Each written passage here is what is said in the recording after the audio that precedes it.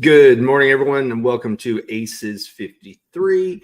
I'm Brian Galke. As normally, we have Ed Parco with us. However, Ed is busy today, so usually it's me, the one who's gone, but today you get to talk to just me. So what does Aces53 stand for? This is a course that Ed took when he was in college, and the professor talked about sales is about attitude, commitment, enthusiasm, and smile. One of the ones I do not do nearly enough when I'm talking or up on stage. But anyway, and 53, there's 52 cards in the deck. The best thing you can have is 4 aces, and then what else? A joker or a wild card. So normally on days like today, a Thursday, what we end up doing is we have somebody else on as a guest speaker to talk about what's a skill they learned that they've used in the real world and what's something that sets them apart. How did they run across it? What can they teach us? And today I'm going to be talking about NLP. So why am I going to be talking about NLP? I just got certified again. I took a course about 10 years ago on it. And for people who don't know what it is, it's not natural language processing in computers. That is, yes, another type of NLP, but this is neuro-linguistic programming. So it's basically two scientists, a therapist and a scientist, looked at how do we talk to each other? How do we talk to ourselves? How do we model the world? What do we take a look at? And so I just grabbed a few of the concepts that are really popular in NLP. And when I'm going to be reading them to you today, yes, because I'm still refreshing it, so I'll be reading them off my cheat sheet here, is what do we say? And then how often do you hear it out in the world? And it's kind of funny because I know Steve talks about some things, Ed talks about them, but I forget where they come from. But anyway, I got a little distracted there. There were two therapists who came together. They were looking at how do they help their patients in the most efficient manner possible. And so one was the head, hence neuro, and the other one was a linguist who took a look at what do people say? How does our language impact what we say, do, hear from other people? So they kind of came together, they joined forces, and they created what is known as NLP. So it was Milton Erickson and then John Bandler. Gosh, I'm doing great on this part, right? But anyway, it's not about who it came from, but how can it help us? So the certification is not for the lighthearted. 5 days back to back, 8 hours a day, and you learn a lot. And then you go through the exercises at the same time. But in relearning this, I realized you still hear a lot of successful people, be it salespeople, speakers, you name it, use a lot of this as a fact. And so we'll just go over what the main presuppositions of NLP are. You can tell I'm just rocking it today. And then that's the basics of NLP. Then we'll get into a few more specifics. So with that being said, why not get started? Because I feel like if I read it, I might actually be able to talk today. So first, number one is respect for other people's model of the world. And what that means is I may see the exact same event differently than you see that event, and it's fine. And the reason why we're starting off with that one, people have lost that ability to put themselves in someone else's shoe. Right now, it's just like, well, if you're not with me, you're against me. At least that's how it looks like on social media. Friends, family members, coworkers, if you have a different opinion of something, suddenly you're an evil person. Instead of just going, okay, cool, it's not what I believe. Can you tell me about it? Let's have a discussion. That seems to be a lost art. But that's the first presupposition of NLP. Second one, behavior and change are to be evaluated in terms of context and ecology, which means a single action doesn't define a person. It's what's going on right now and where is it going on. You know, if somebody's had a bad day and it was your first time meeting them, you don't have to assume they're an a-hole right away. It may have been just the situation. Maybe they had a bad morning. Maybe they just got, bad news, doctor, friends, family. You don't know what it is. So take a look at the environment that you're in and take a look at what may happen. So there's a very popular phrase in body language and other skills, which is establish a baseline. Is this how the person is all the time? Or is this how the person is this time in this particular moment? Number three, resistance in a client is a sign of a lack of rapport. Well, gosh, doesn't that kind of come over to sales as well? And that is people won't buy your crap if they don't believe you. That's why a lot of what we talk about is how do you build rapport with other people? I obviously teach how to understand people based on their facial features. Ed educates people on the home buying process. He's got a book out, getedsbook.com. It's creating value. So when you're talking, rapport is value. What do you do to make people know, like, and trust you? And I say make. You should just be the person you are. And if they like you, they like you. If they don't, they don't. If you try and change who you are and people can figure out that you're incongruent with what you say, then all of a sudden, it's not going to work out so well for you. Number four, People are not their behaviors. This one became more apparent when I became a parent. That was an ironic choice of words, but when you have a kid, you learn, instead of saying, don't fall down, say things like, hey, be careful. So you start to say things differently. And the reason I bring that up is if a kid does something bad, you don't say they're a bad kid. You say that action is inappropriate. So you learn to separate out what people do and their behaviors from who they may be. And we'll get into a little bit more on that here in a minute. By sometimes we misjudge people because of behaviors they have. They may not even know that they have. All right. Number 5, everyone is doing the best they can with the resources that they have. And what that means is if people are struggling with something, they're not just doing it on purpose. It's people may have lack of information, lack of knowledge, lack of experience with doing things. So they're making the decisions that they are based on the limited information they had at that particular time. So it's easy for us to judge when somebody's doing something that we already know more about it, or we've been through ourselves. Maybe they're just not there yet. All right. Number 6, you can calibrate on behavior. And what that means is all you have to do is look at the behavior itself instead of the person. So if they yelled and screamed at you, you can look at, well, what's behind that behavior? Not, well, I hate them and they're an a-hole. So it's looking at the behavior, and you can dive a little bit deeper. Number 7 is my favorite one. The map is not the territory. And what that means is you can look at a map and what does it have? A bunch of lines and things. But when you actually get there, the landscape is so much different. If you are in sales, this is a huge, huge, huge one, especially if you answer RFPs. And so what's an RFP, a request for proposal? That is where they put together a document of what specifics they need. What's number of units are they looking for? What's the goal? But that's usually written by someone as the first level of what's there. But then you have to talk to them to find out what's really the pain behind them putting out this bid. Is it because they no longer like the current provider? Is it because they saw newer technology that's out there? Is it because they need to reduce costs? Those type of things aren't necessarily always in the document itself. And that's why you have to dig a little bit deeper. Now, depending on what type of RFP it's out there, sometimes the minute it's released, you're no longer allowed to talk to somebody. But let's say that it's a job proposal.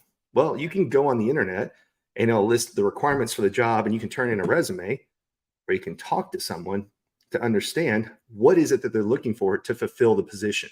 A lot of times people put out a checklist, a nice to have, but that doesn't tell you what they're really looking for. So how do you dig that much deeper? So what you see in here isn't always the story. Language is just a label of experience. And human nature is we tell you about the symptom of a pain point, but we don't tell you what the problem is. So think of it as going to the doctor. Oh, I've got a headache. Okay, well, let me just give you, did you try taking aspirin? That's a symptom. But it may be that you have to go to a chiropractor because you've got something wrong with your neck or your back or something else. So we very much use symptoms instead of identifying the problem in a medical capacity, but we do this in a business and personal capacity as well.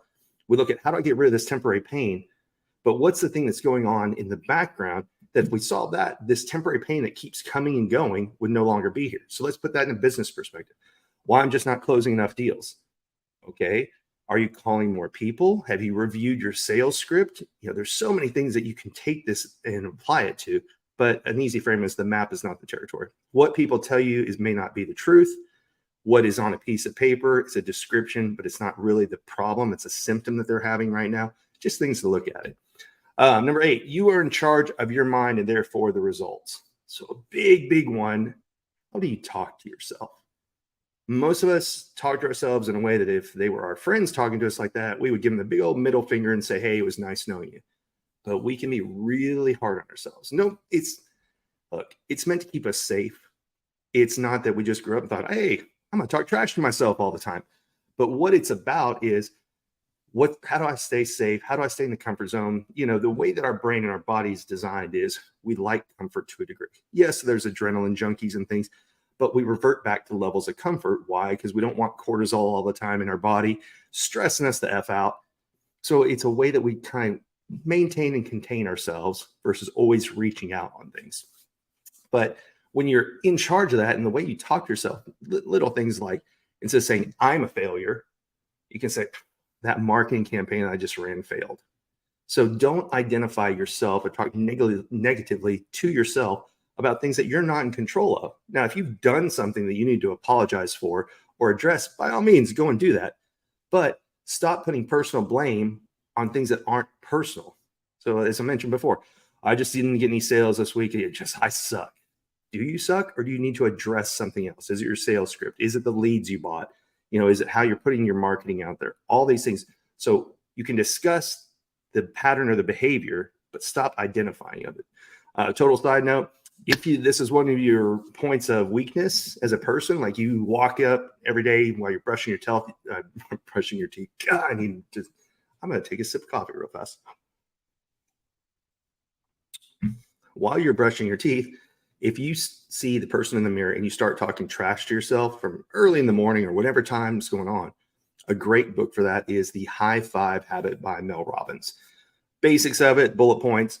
Every day you get up, walk up immediately, give yourself a high five in the mirror. Why? Because we associate high fives as a positive thing. So before you get a chance to start talking trash to yourself, give yourself a high five.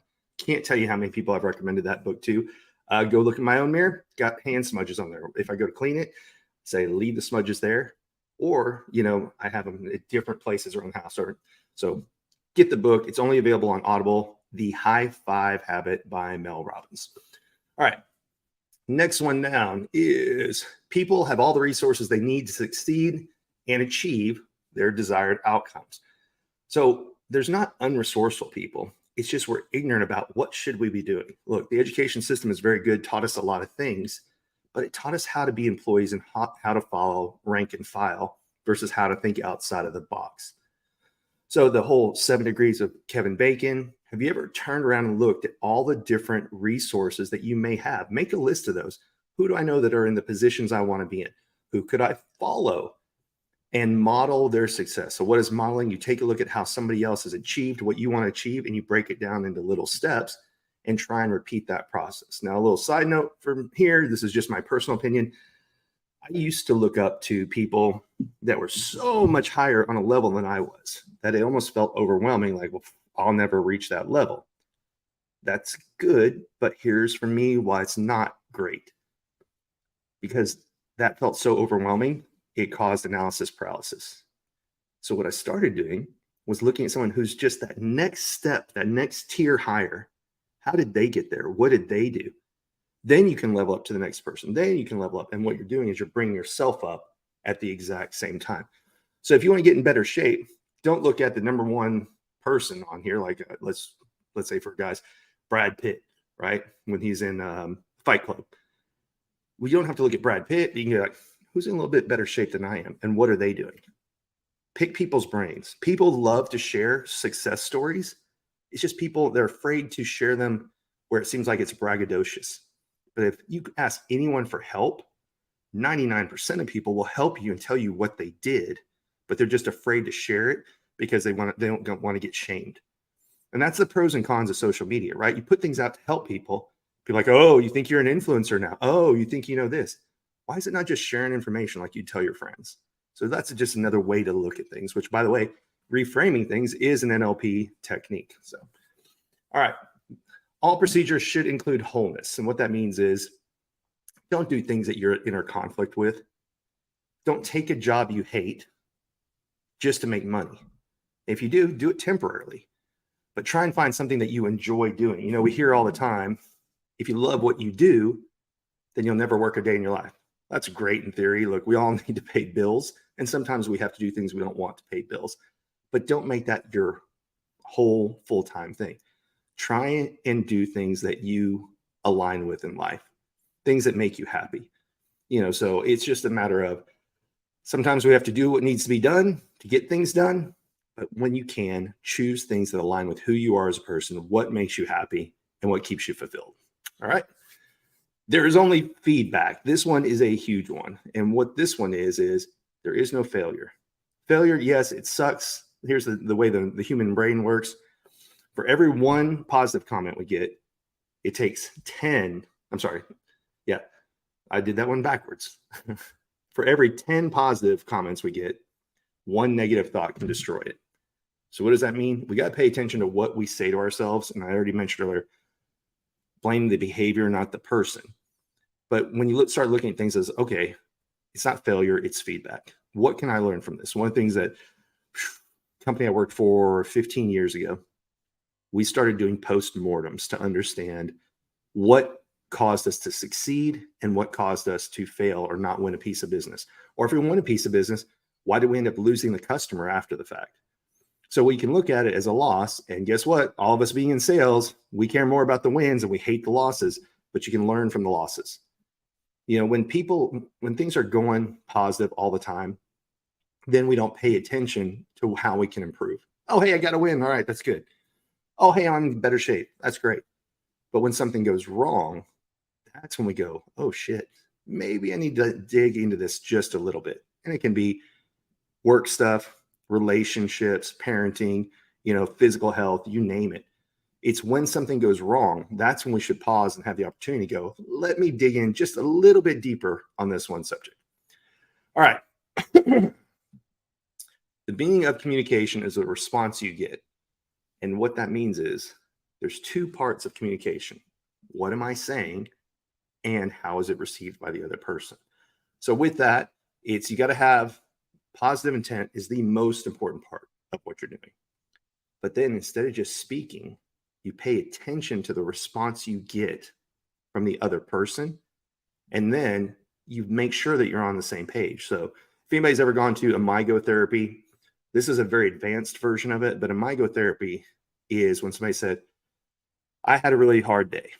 And then the other person goes, you had a really hard day? And you go, yes. And what you have to do is you have to agree that what I said is what they heard.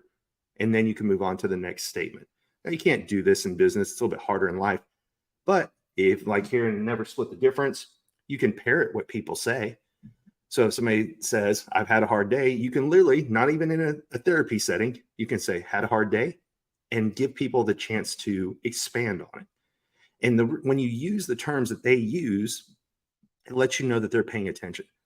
Human nature is that we start putting things in the way we think, our terms. So somebody can say, I had a hard day. And somebody can turn around and say, well, I'm sorry, your day sucked. That's not what they said. And that's what will cause people to shut down because mentally we're thinking, well, you're not listening to me. I told you I had a hard day. I didn't say today sucked. So when you start talking to customers, prospects, people in your romantic life, your personal life, use the words that they use to help understand and let them know, I hear what you're saying. All right, next one down. The law of requisite variety. The person with the most flexibility behavior is in control. And what that means is the person who has the most options is the one who's leading it. There's so many different ways that you can put this out there, but you can boil down to the less needy person is the person who is in control of the situation. So you want to take it on romantic terms. You're early on dating, you've met 2 or 3 people and you're trying to decide, well, which one do I want to date? Then you're not living in scarcity. If you've only met one person, then you're like, oh God, I hope it works out with them. Oh my gosh, I hope they like me. And you start that neediness factor. And neediness is a repellent in all areas of life. Let's say that you are applying for jobs. Well, if you have multiple offers on the table, you're the one in control of which job will I take instead of, oh, I hope I can get this one job. I was very lucky. I was a bit of a follower growing up, still suffer from that from time to time. I applied to one college. Why? Because several of my friends had gone to Texas Tech. It was a short drive. They seemed to like it. I'll just apply there. Didn't go look at other campuses. Didn't expand my horizons. Now, luckily, it worked out. I would have been kind of screwed had I not got accepted to there because I didn't apply to anywhere else. So the more possibilities, options you have, a sales technique that's built around this is if you give people options, like this is what's known as a double bind, but hey, do you want the furniture to be delivered on Tuesday or Thursday? Well, that's giving someone options instead of just a option of, do you want the furniture? So the more options you have, the more opportunities, the less needy you are. So that's why you should always have in sales, they would say, have your pipeline full. That's the reason for that. All right. And then all procedures should be designed to increase choice. The more options you have, the less desperate you are and the more influence you have. So those kind of piggyback off of each other. Actually, I may have said that one backwards. I did. So the law of requisite variety is The person with the most flexibility and behavior will control the system. What that means is don't get mad, right? Have different emotions that you can do, have different ways of thinking. And then boundaries or restrictions, the more you can get rid of them, the boundaries you have, the beliefs that, look, it's good to believe in things, but you need to examine your beliefs and say, are they really my beliefs, or are they beliefs that were given to me by someone else? Was that my parents' belief? Was that my grandparents' belief? Was that my employer's belief? Was that my significant others? What is a decision and a boundary that I gave myself versus was given to me when I was little or in a relationship of some type? And then I already mentioned the last one before, the more choices you have, the less desperate you are and the more influence that you have. So nobody likes neediness. All right, jump into one I guarantee you've heard no matter what position you're in. It doesn't have to be related to sales, and that is communication is broken down to 55% physiology. So posture, gesture, facial expressions, blinking, breathing. 38% tonality. How did I say it? Hey, have a good day. Have a good day. Were you saying the same words, but it's how we say it. What's the inflection? What's the tonation of how we say something? Yeah, you too. Hey, you too. It doesn't matter. So this is where sarcasm comes into play, right? So when we are sarcastic, we say something that could be very nice, but we put that sarcastic tone to it. So that's 38%. In addition to tonality, though, the tempo of which you speak, faster or slower, the timbre, the quality of voice, the volume that you speak at. So if you ever want people to pay attention to what you say, is you go, all of a sudden when the sound goes away, people pay attention. They'll actually lean in. This is an old trick that teachers use, speakers use when they're up wanting to talk about something and people are just jabbing with each other. And so they'll go, and they'll start whispering. All of a sudden, everybody stops talking loud because they want to hear what's going on in the situation. And last but not least, that only leaves 7% for words, keywords, common experiences. So if you know 7%, only 7% is based on the words you say, it kind of is mind-blowing. Why? We've seen copywriting courses that are out there talking about if your copy sucks, that's true. But that's if you only are doing things in print. So you do need to learn how to do copy. So for a landing page, a funnel, if you're answering back to RFPs, things of that nature, you have to know how to write the words.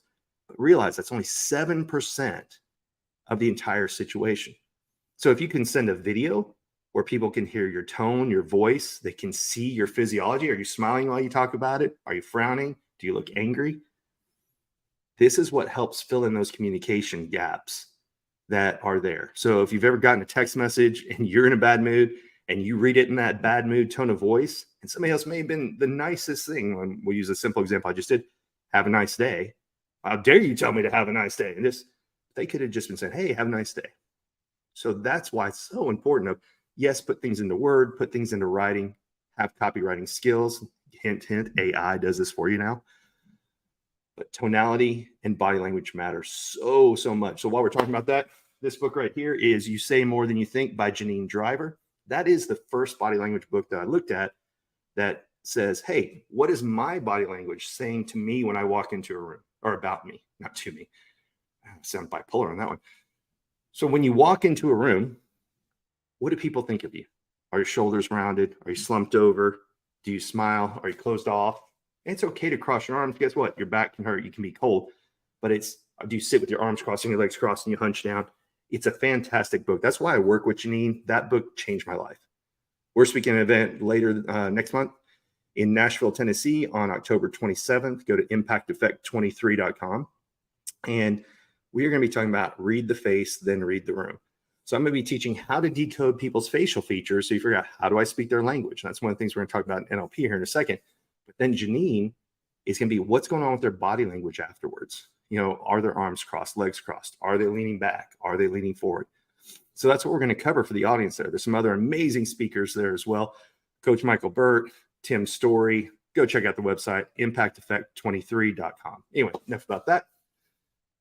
So then we talked about, once you know physiology, tonality, and words, then how do you start going in and talking with someone about experiences and to really understand the problem?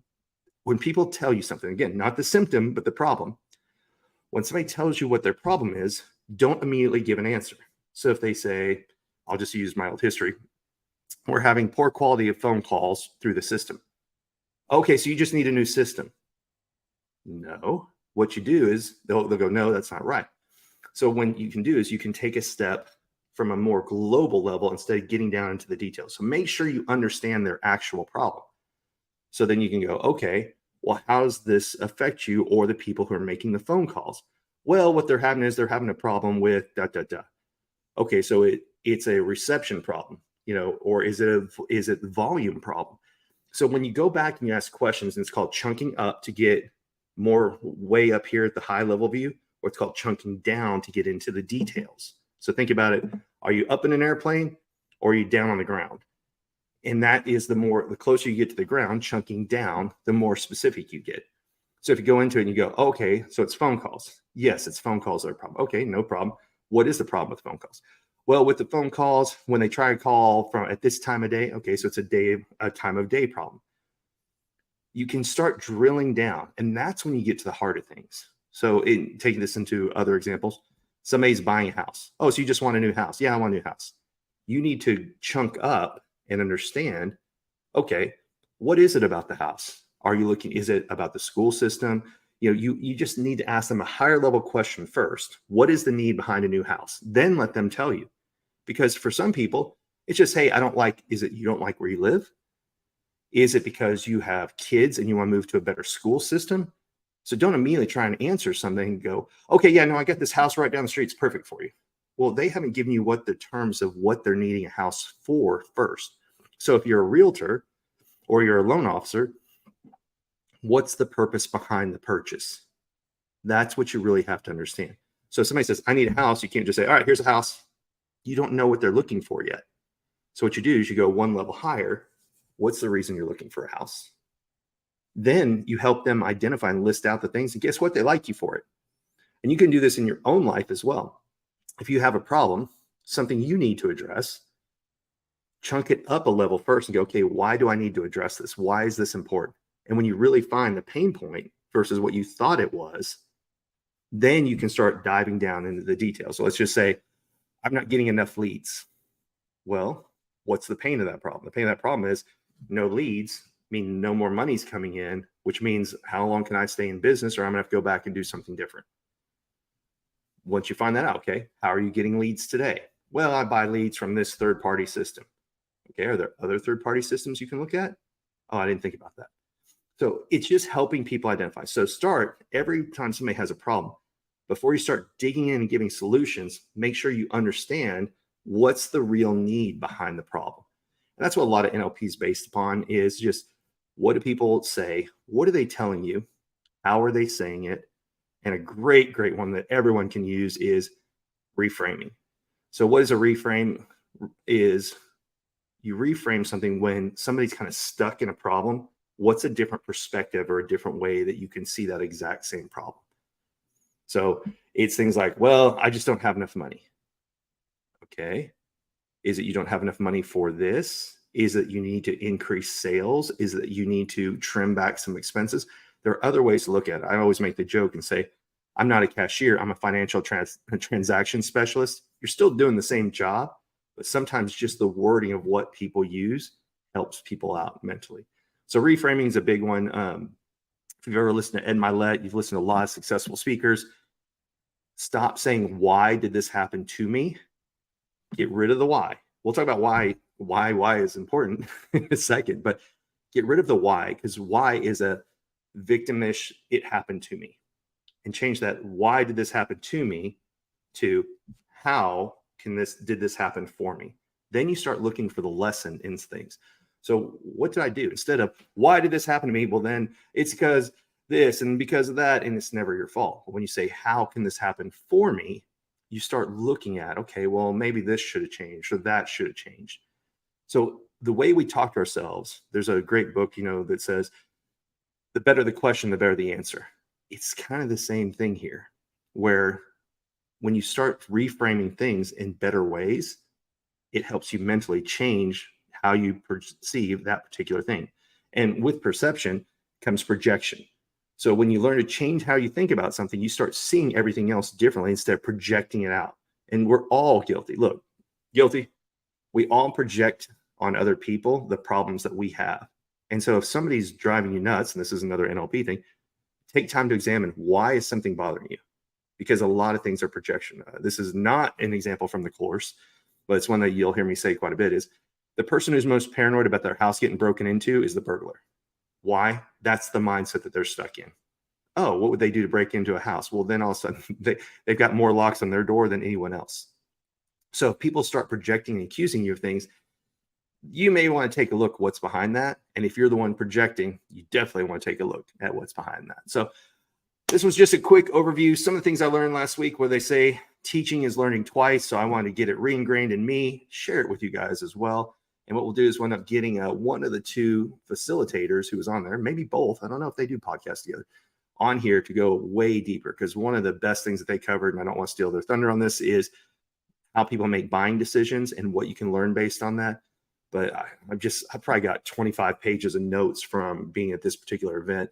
And this was going through it a second time. So that just tells you it was pretty freaking amazing. If anybody's never looked into it, I highly, highly recommend taking an NLP course, because it helps you examine a lot of the ways that we're built and wired and just look at things differently. It's kind of like picking up a new book. Look, you can get some things that are gold mines or gold nuggets from it. Well, it could be gold mine if you learn a lot of gold, right? Or it could be something you go, that just doesn't apply to me. But I highly, highly, highly recommend it. The one I did was, the website is Recalibrate 360. Jeez, I'm glad I'm wrapping this up because I am tongue-tied today. But recalibrate360.com. And the facilitators, like I mentioned, were great. They also had people in there who were team leads to help you out when you had questions and everything. So it was a long 5 days, but damn, it sure was worth it. So with that being said, thank you for listening to me when I can't talk today. So I am going to go take the shower, and then I'm going to head to the airport. I'm headed to California, but Ed and I will be back next week. So go to edparco.com. I'm Brian Galke, or subtleskills.com. Thank you for joining. Enjoy the rest of your Thursday, and we'll see y'all next week. Oh, Ed would be happy for me on this one. Subscribe to our YouTube channel. Appreciate it. Bye.